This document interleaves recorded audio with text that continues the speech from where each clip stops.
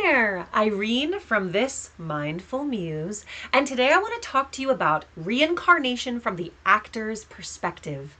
What the heck does that even mean? The concept of reincarnation explored through the actor's perspective, because I am an actor, a director, and a theater educator, and so I find it really useful to use some of my learning as a framing device to look at other learning. And so I'm going to share it with you today just in case it happens to be helpful. And if it is, have it, use it. If it's not, chuck it. Totally up to you. I would love to share that I did not grow up in a household where reincarnation was even a known concept. It was not a topic of conversation. And so I am coming into an understanding of this concept. And my goal here is to be very respectful for those who have this as an integrated belief as part of their religious practice or spiritual practice. Also to say to folks who, this may not be in alignment for, but they're just curious and want to learn, I think that's really beautiful. And for folks who say, gosh, I am curious and I'm looking to integrate this. This feels really in alignment for me. That's beautiful too. I think it's really important for us to honor and respect that no two people carry the same beliefs. Even if you were to go into a religious institution in a building and check on a pew, two people sitting right next to each other would have very different beliefs, even if they were taught the same thing, because we all have a unique perspective, a unique frame through which we view the world. I think that's really important to keep in mind as we practice tolerance and learn about others' beliefs. But I also think it's a beautiful part of the human experience. I don't know that we're meant to have the same beliefs as others. Even in the same household where the same religious practices were taught, you would still have two people sitting down to dinner together that would have different beliefs. How interesting is that? Now, I would like to share a little bit about my spiritual background because it might help you understand where I'm coming from and my perspective, my framework through which I view the world. Now, as I shared, I did not grow up in a household that discussed the topic of reincarnation. I did grow up in a household that practiced non-denominational Christian teaching. So we were a Christian household that also integrated North American, Native American, or American Indian practices, rituals, and teachings. And so from a very young age, I was seeing how these two very different belief systems could, in some ways, flow and be in communication with one another. I also noticed that there were portions and parts of teachings that felt really in alignment for me, and that there were portions and parts of teachings that were not. It also changed. If I would go to one particular denomination of a church, they would teach something in one way. Then I would go to another and it would be taught in a very different way. I was fortunate that I would go to lots of different denominations with different friends, and with my family checking out different churches as well. And so there was this sort of invitation to say, you can interpret it in your own way. Now, as an actor, interpreting text is really important.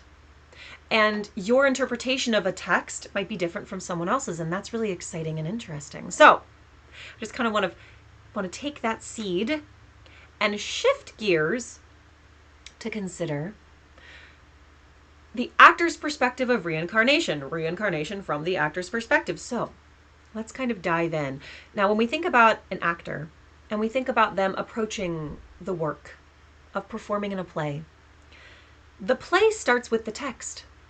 The play starts with our interpretation of the text. Now, often you have a director who will help to shape and guide the performance, but actors still have a lot of power in terms of making choices.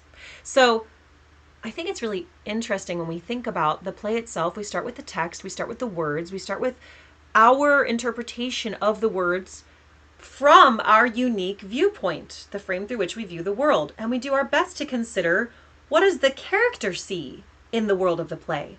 What is their perspective? What is the framework through which they view the world? We do our best to practice empathy and to practice sympathy and to put ourselves in the shoes of other people. As we are exploring the world, we're really taking into consideration the given circumstances. The who, what, when, where, why, and how. Who are the characters of this play? What are they trying to accomplish, or what is the major action of the play? What is the lesson? What is the takeaway? What is the journey? When is this play taking place in a timeline? Where is the action of the play occurring?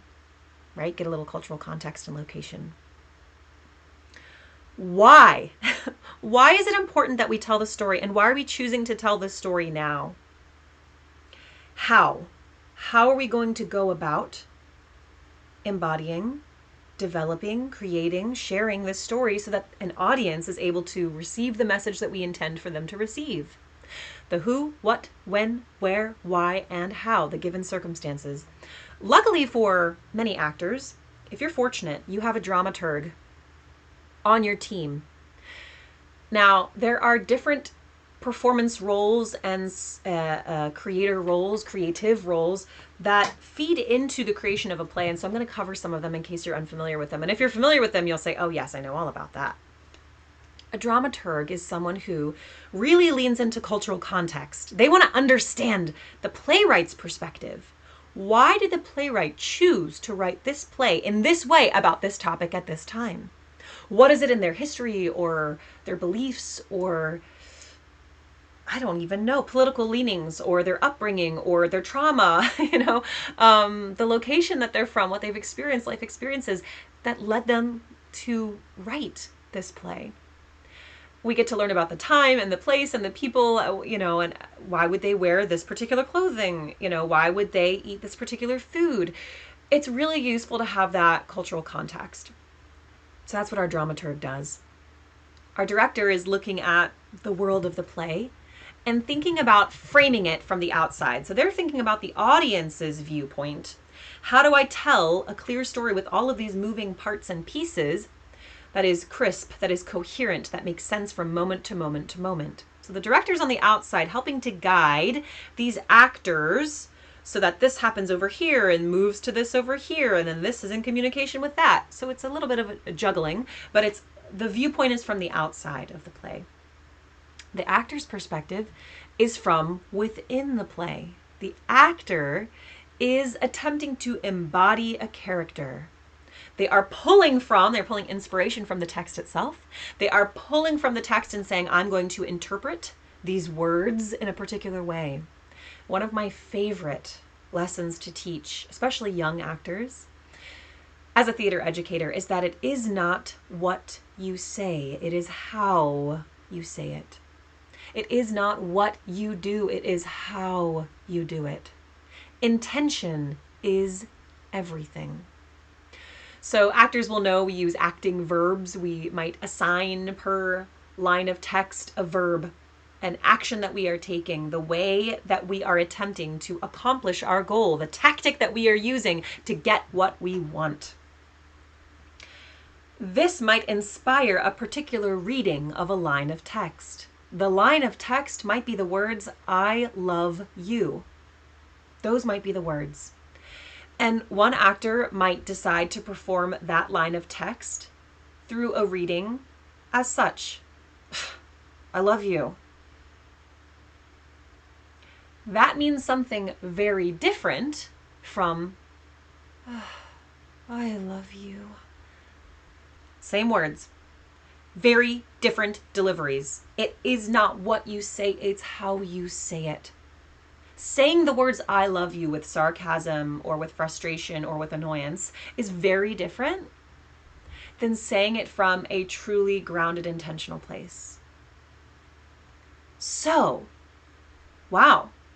Even though we have the structure of the play, we have this text to draw from, actors really do have a lot of choice when it comes to discovering how they want to go about accomplishing their goal, how they want to go about utilizing their tactic to get what they want. So, actors have a lot of choice. They choose to embody a character, and they get to play pretend within the world of the play. And we'll come back to that in just a moment. But before we do, There are other rules that surround the actors who are playing pretend, right, in this pretend world, that help to make the world real for them. So you have set and costume and light and sound designers and builders and creators and implementers. You have individuals who teach a very specific kind of skill, like how to execute stage combat safely, how to build into a moment of intimacy, how to move via choreography. You have individuals who, if it's a musical, that might teach the music. Or you have to think about the fact that it was written, the music was written, and then there's someone who plays the music, and then the actors respond to it. There are so many different roles, and it's so cohesive. It really is a collaborative art form. Now, the same goes for movement. The same goes for singing. You might have someone who writes the notes. You have someone who writes the lyrics. Then you have people who teach the notes and lyrics. And you have people who sing the notes and lyrics. There are so many levels and layers of support to help create this imaginary world that the actors are playing through, with the intention of telling a very specific story for the audience to receive. Now, we think about an actor who gets excited about a play and decides that they want to be a part of it. Now, you might choose to be a part of a play for a number of reasons, or choose to audition for it, or choose to put yourself out there. And here are a few of them. Let's say there's a particular role that you love. You love this character. You think they're interesting. You think they're funny. You think they're debonair. You think they're dangerous. Whatever it might be. You think, gosh, this is such a fascinating character, and I know I'd have fun playing them. It might be that you choose to portray a particular character because they're so like you. You say, I could do that in my sleep. I could play this character all day, every day. I'm so like them. I can pull from my real life experience to make it real for the audience. Sometimes you choose a character that is very different from who you are. You choose a character that's different because it might be a challenge. It might help you to develop your skills as a performer. It might allow you to put yourself in the shoes of a circumstance and situation that is so different from your world that you otherwise wouldn't have the pleasure of exploring and experiencing. You might choose to be a part of a play because you love working with a director. They create a safe environment, or they're really fun, or they're challenging, or they're just incredibly creative, and you think, gosh, I just love their work and I just want to work with them. I think that what they do is fantastic, or important, or makes a difference, or is beautiful. You might choose to be a part of a production because you like the cast members. Gosh, I just love working with this other actor. I would play opposite them in any role. I just want to play with them because they're fun, or because they're serious, or because I learned from them, or because they're talented.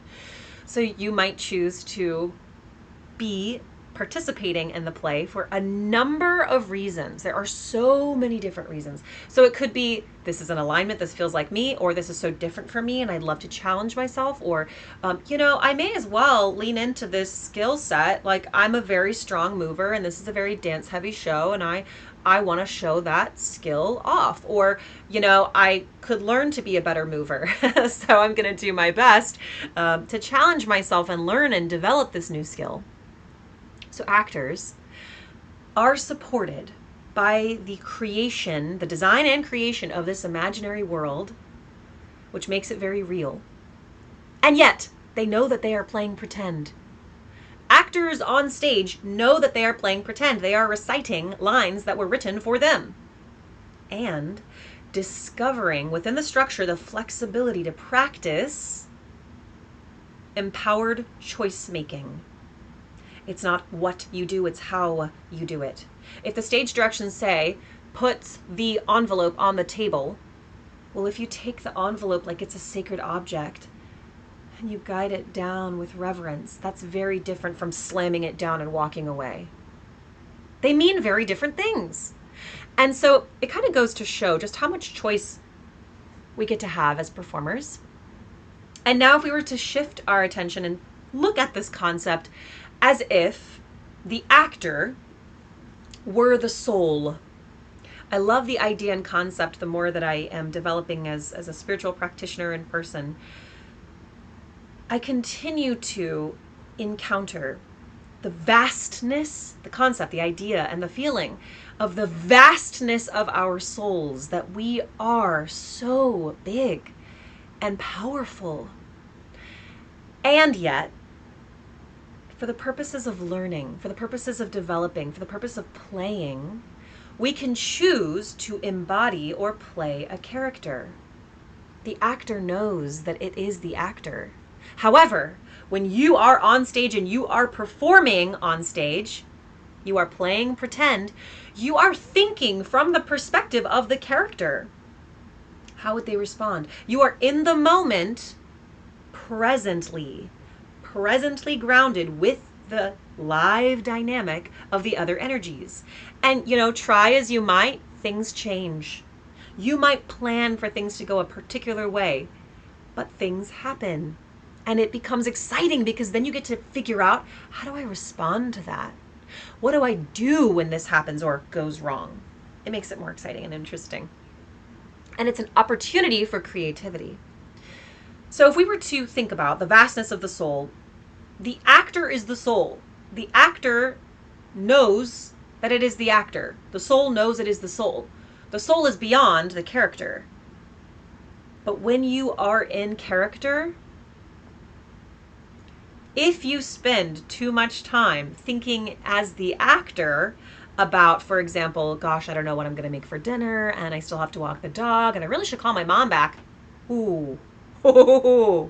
Any actor will tell you, you spend too much time in your actor brain, you start overthinking it, you start losing your connection to the world that you're playing into. You might miss a cue. You might forget a line, right?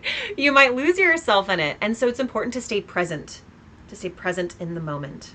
However, at intermission or at the end of the show, when you are in the dressing room and you are taking off the costume, you know that you were playing pretend. You know that that play was for the greater purpose of a shared experience for your own personal development, but also to explore a topic or to teach a lesson to the audience, or to connect with them, or to give them permission to go through something, to explore trauma or a particular experience or topic. And so I like this idea, and I hope that it's a helpful framing mechanism, that if the soul is the actor, you might choose to embody as a particular character for a number of reasons. You might say, I really like the aesthetic of this time period, and I'm going to have fun. Or, you know what? I love this character. They're so much like me. Or this character is so different from me, and I love that I get to play something so different from myself. Or, you know what? I'm really going to challenge myself. I'm going to learn through this performance how to master this particular skill. Or I'm really good at this skill, and I think that the production would really benefit from having someone who happens to be so good at this particular skill. Or I really love working with this director. I really love working with this other actor. You know what? I will embody with them wherever they want to embody. They are in my troupe, my actor troupe, or my soul pod, and we love to embody together. So it's the idea that we choose, knowing that we are the actor and the soul, to play a role and a character in this collaborative art form of life, where the goal is to explore particular topics, to teach particular lessons, to learn skills, to further develop our understanding of ourselves and of the world around us. And I find that a really beautiful concept. And that even if you come in with agreements or contracts, even if you elect to embody with a particular family in a particular place, right? That cultural context of the play. Even if you make all of these empowered choices, when you are in the doing of the thing, while there is structure, there is also flexibility. There are things that happen that might surprise you. Oh gosh, the amount of times something just goes awry in a live theater performance. It's part of what makes it exciting. That's why it's exciting, because we can't know everything that's going to happen, even if we agree to all of these things in advance. You agree to play that role, I'm going to play this role. We're going to explore this dynamic, right? How exciting and interesting. We also have useful, I think about like the creators and the designers and the crafts folks as, spirit guides or support systems, or part of, who builds the world in which we embody, the 3D experience, who brings that to life so that we can really play pretend while we're here. We can really get into character and be present in the moment, creating this live dynamic right here, right now. I think it's really interesting that quantum physicists speak about how in the 3D we have time. However, they suggest that outside of the 3D, there is no past and future. There is only the present.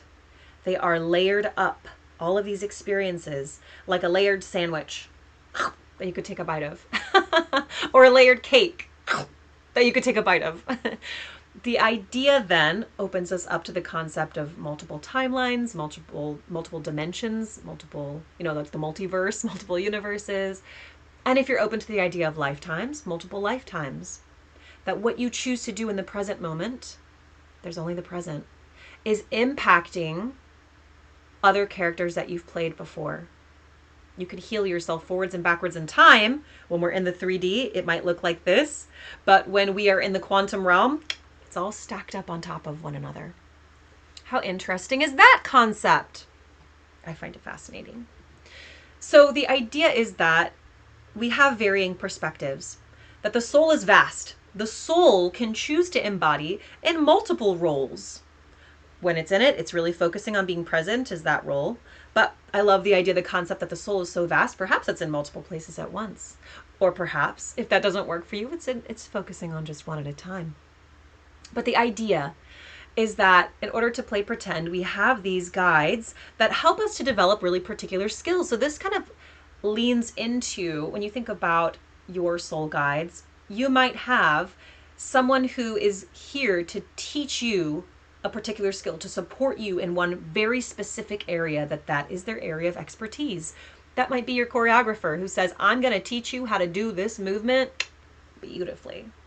Or that might be the director who says on the outside, I really want to make sure that this dynamic is really clear in this lifetime, like your guardian angel or something, or maybe another guide who just has a different perspective from the outside because they're not in as a character in the world. They're on the outside shaping the thing and saying, all right, let's make sure we get a little bit of this over here. And although this is happening over here, we need this to happen over there. They're thinking of the audience's perspective, right?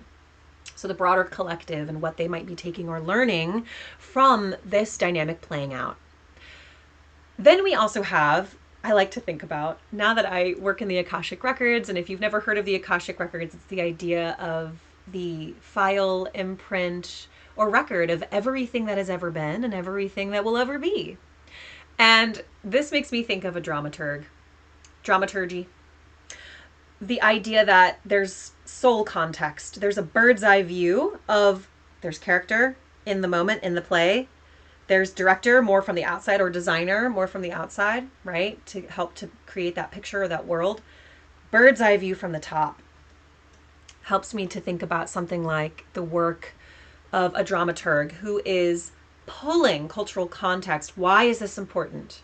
Why was this written in this particular way? Why is this actor in particular, in this role? That it's a bird's eye view looking down of context. Why this is important. Why are we telling the story now? Why did they use this or that over this or that, right? Interesting concept. So all of this is to say that I find the idea as an actor interesting and useful, knowing that I love to play pretend as different people. And I love to challenge myself as a performer, as a whole human person that is looking to tell stories, that sometimes even you may elect to play the villain because you think that the story is really important to be told. Some folks are like, I don't want to play the villain. That doesn't work for me. Other folks say, this story needs to be told and it cannot be told without the villain. The lesson cannot be learned without the villain being present. I will play an exceptional villain. And then I take that off in the dressing room because I know that that's not who I am, but I'm willing to play the role to tell the story, that we can play these varying roles for our own development, for the shared collaborative art form and dynamic, and then for the greater storytelling that's occurring, the opening of eyes and hearts in the audience, for for them to consider the journey of a character or a group of people or a circumstance or situation. And how beautiful that can be. And the fact that we might choose to do it again and again and again with the same people, or sometimes we mix it up. Maybe we'll do it with someone else this time. Well, there's a new actor. Let's see how our dynamic is when we work together. What do we teach one another? What do we learn from each other? Very interesting concept. Now, if this doesn't work for you, if this is like not your bag and the theater verbiage is totally out there for you, then I also want to offer, I think about the same thing when I consider a video game. When I consider that a world was constructed and built very mindfully, that there are boundaries and there are rules of engagement that have been set and that you agree to. When you choose your avatar and you play this game and you enter into this world, although you know that you are the player, you can't help but get invested. You can't help but have your heart pounding out your chest when you are fighting the big boss, right? Or when you are attempting to achieve your goal, when you are using tactics. And that there may be prescribed moves that will get you this or that outcome, but you can do them in a particular order that you choose or in a timing of your choice. That you might choose to embody as this avatar. And you might really like that avatar. So maybe you use that avatar every time. Or maybe you say, I want to switch it up. I'm going to use a different avatar. Maybe you get to build your own avatar, which brings me to tabletop gaming. Specifically Dungeons and Dragons, or that kind of a structure where you get to build your character very intentionally, knowing that if you have the most perfect character who's great at everything, the game gets very boring very quickly. It's not interesting or exciting. We're looking to develop dynamic characters that feed into a group, that feed into the group dynamic, that feed into the group cohesiveness so that they can work together to accomplish goals. So some folks might be really skilled in one area and then other folks are really skilled in another area. You can play someone who is very similar to you. You could build someone who is very different from you, a kind of character that you wish to explore or characteristics that you choose to explore. So this is a really fun concept in the world that we inhabit. I find it really interesting that we have these make pretend, make believe worlds where we get to embody characters in order to learn something for ourselves, in order to play, and in order to just experience a world. And I like to think that as we embody in this life, it's something very similar. Now, I also want to add on here, just kind of bopping back to the earlier conversation, there are some belief systems that are very open about embracing reincarnation. Again, if this does not fit you, I hope that this was just a useful framing device for you to consider it and to consider the beliefs of others. And please know that I have found lots of supporting evidence for early Abrahamic traditions, Kabbalistic in particular, early Christianity, the agnostics, and more, that do engage with the concept of reincarnation. Now, of course, again, as always, if this serves you and you find it interesting, take it, use it, have it, or just become curious about it and look more into it to see if there is something in alignment for you there. And if not, I hope that you learned something new or shifted your perspective or considered something a little bit different. Thank you so much for sharing time, space, and energy with me here today. I know it has been a minute since I posted an episode. I was grieving. And so I really took my time and did not rush. And then I used that grief as an opportunity to come back and to connect on that topic specifically. The following month, because I really aim for once a month with everything else I have going on, I was a guest on a podcast. And so I said, well, that'll serve as an episode. I won't create another episode myself. And then following that, I have been a busy little bee. So I am already certified as an Akashic Records reader, as a quantum healer, as quantum healing hypnosis technique practitioner, as a mindfulness and meditation coach, and even a Reiki practitioner level 1, although I don't usually practice, I just integrate that into my work. I decided I wanted more badges for my Girl Scout sash of, my own spiritual development and what I think is helpful for me and what I hope and intend to be helpful for others as I serve as a practitioner.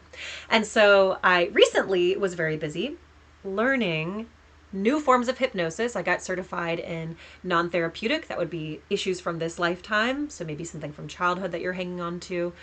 I got certified in intra-life, which is the before life planning phase when you get together with your soul team and you say, what kind of character do I want to play?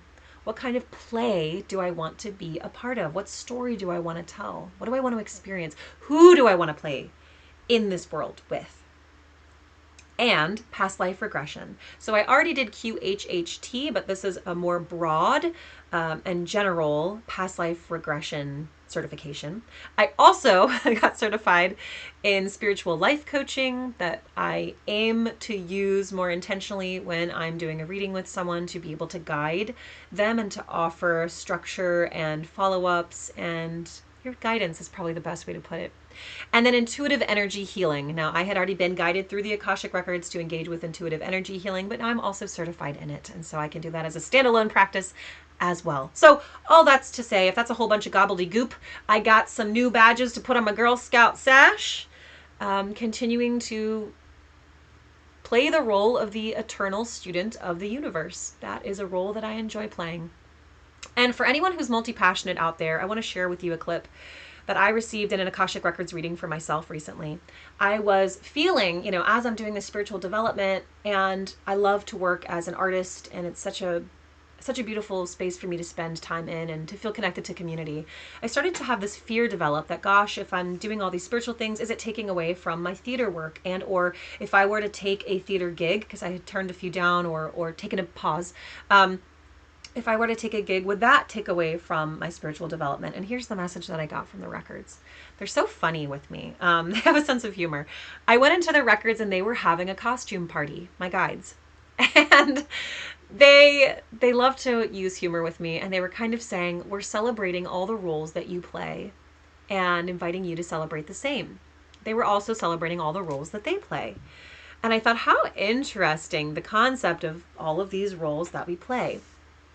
They then said, you've been questioning all of these different roles. And they said, what you don't see is how each of these roles feeds beautifully into one another.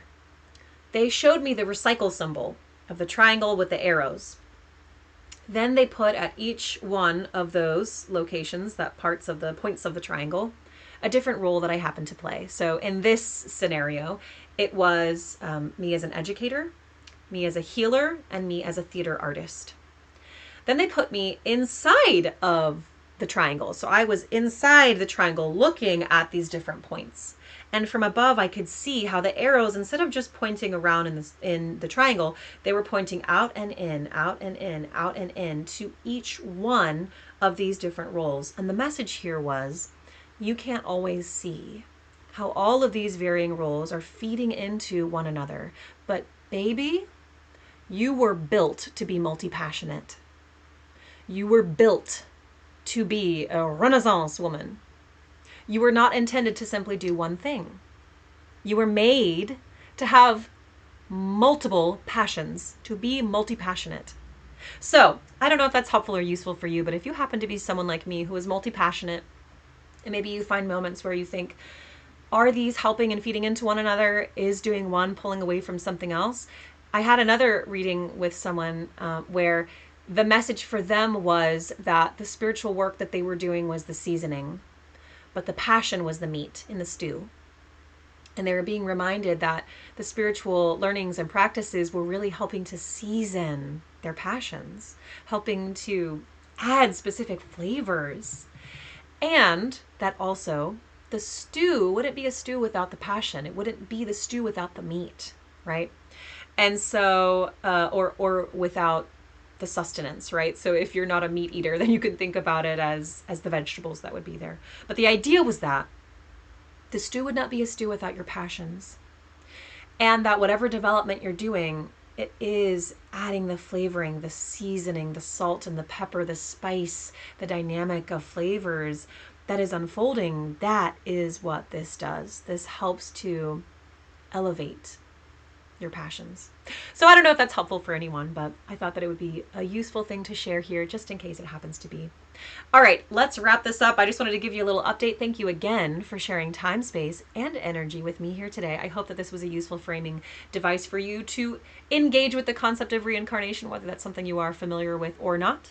If you are interested in learning about hypnosis, I'm going to have some new offerings on my website, so visit thismindfulmuse.com. And if you're simply interested in learning more about soul context and getting an Akashic Records reading, go to the same place, click on the Akashic Records reading button. I'm getting lots of bookings. This time of year is a great time to connect. Any time of year is a great time, but this time of year messages can come through and they zip through very quickly and easily. And whenever you move into the records, your guides and guardian angels and loved ones are in celebration because they're so happy to see you and to connect with you. All right, I'm going to let you go. Have a gorgeous rest of your day. I love you so much, and I'll be looking forward to seeing you again soon. Bye.